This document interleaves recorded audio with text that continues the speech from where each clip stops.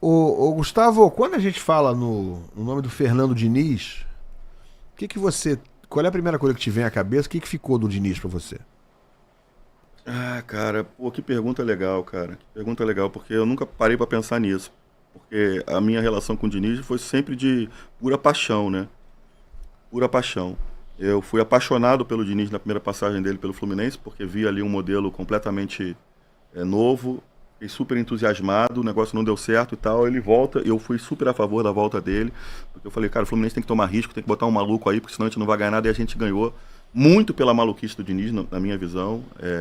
Acho até que ele correu riscos desnecessários, mas eu boto muito na conta dele o título da Libertadores, sabe, Lan? Mas eu acho que o Diniz endoidou. Eu acho que o Diniz não conseguiu entender o nível que ele mesmo alcançou. Então eu acho que é o médico e o monstro, sabe? Eu acho que o Diniz é o médico e o monstro. Eu acho que o Diniz me deu alegrias enormes e assim, decepções muito grandes.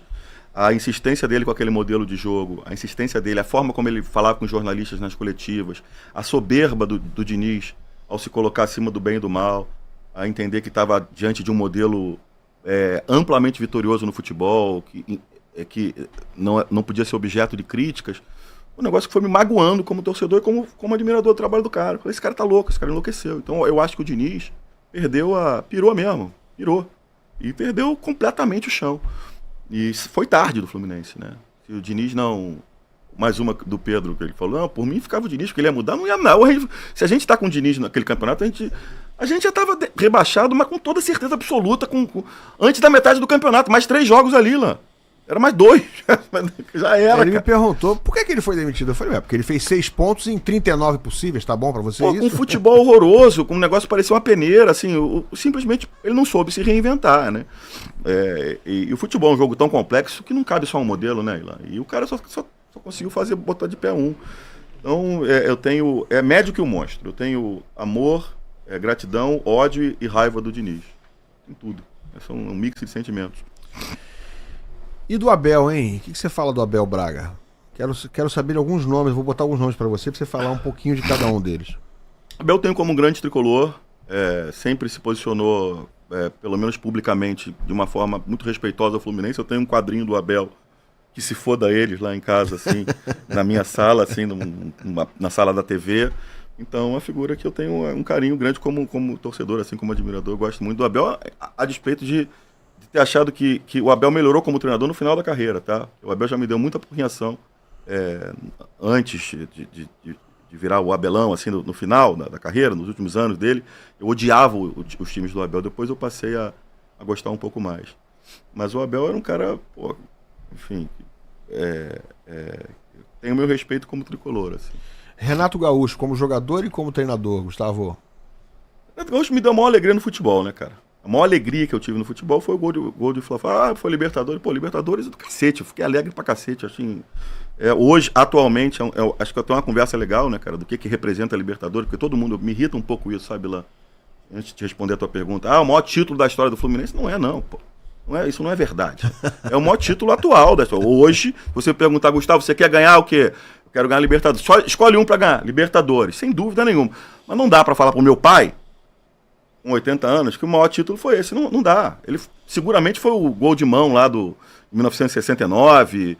O meu foi o gol de barriga. Foi a maior emoção que eu já tive no estádio, provavelmente na vida, assim, seguramente, junto com os nascimentos das minhas filhas e tal. Foi ver o gol de barriga. Então o Renato me deu isso. O Renato foi um cara que conseguiu carregar um time limitadíssimo, que tinha de Jair jogando muito, o Ailton também, mais uns 2 ou 3, nas costas. Pô. O cara, uma estrela absurda, fez gol e tudo quanto é Fla-Flu, botou o Romário no bolso, botou todo mundo no bolso e virou o rei do Rio, cara. Como treinador, acho uma porcaria. Uma porcaria? Eu acho uma porcaria. Eu não quero ver esse estilo de Renato Gaúcho na minha frente, nunca mais na minha vida. Eu não suporto esse estilo fanfarrão. Ele foi finalista da Libertadores e perdeu nos pênaltis. Foi. Com a melhor campanha Foi, na época. Né? Foi. E eu acho que ele me deve uma Libertadores, tá? Porque aquele Fluminense e a minha visão como torcedor daquele Fluminense LDU é que a gente faz o gol que a gente faz o gol necessário, né, para levar para os pênaltis aos 15 minutos do segundo tempo.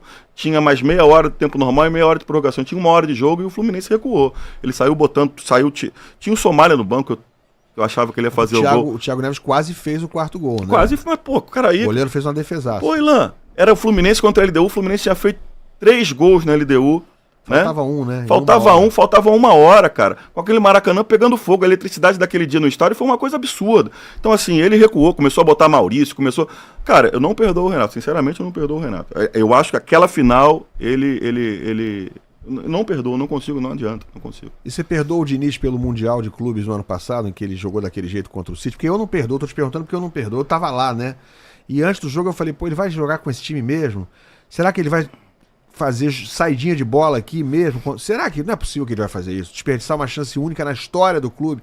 Não é possível que ele vai fazer. Então, eu também não perdoo não, que eu também fiquei bastante irritado com aquilo. Mas Quando é assim, que o Fluminense vai chegar naquilo ali de novo? Mas a diferença do Diniz pro Renato, pro 95, pro 2008, é que eu não esperava uma postura daquela do Renato e do Diniz eu já sabia que ele ia fazer. Assim, não tinha nenhuma evidência que me levasse a acreditar que o Diniz ia mudar alguma coisa no jogo dele. Então, e realmente não mudou, entendeu? Mas é claro, pô, não precisava fazer aquilo, né? Aquilo realmente não precisava, foi um exagero absurdo. Mas o do Renato, cara, pra mim foi aquela Libertadores eu boto na conta dele. Muricy, hein, Gustavo? Porra. A história que eu sei do Muricy, pelo menos a história que é veiculada na grande mídia, de que de fato ele, nunca vi ninguém negar, de que de fato ele negou a seleção brasileira pra continuar no Fluminense, merece todo o meu respeito. Era um cara que eu admirava muito. O Fluminense campeão brasileiro, com um técnico do tamanho dele, que fez isso pelo Fluminense, só desse tamanho, uma atitude dessa, só o Parreira que eu vi fazer, né? Na Série C, né? E o Joel, hein, papai Joel? Pô, adorava o Joel, né, cara? Assim, mais como uma figura figura... Mas um cara multicampeão, né? Campeão de tudo quanto é lugar, né, cara? Conseguiu botar aquele time, mas a gente... O Joel também, eu boto na conta dele a derrota daquele Fluminense, aquela semifinal pro Santos, que eu tive lá, cara. Fui lá no Pacaembu ver aquele jogo. 5-2, né?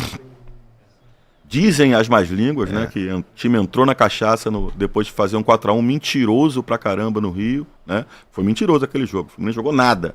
Ganhou de 4-1, pô, podia entregar aquele jogo. A gente ia fazer a final contra o Botafogo, né, cara?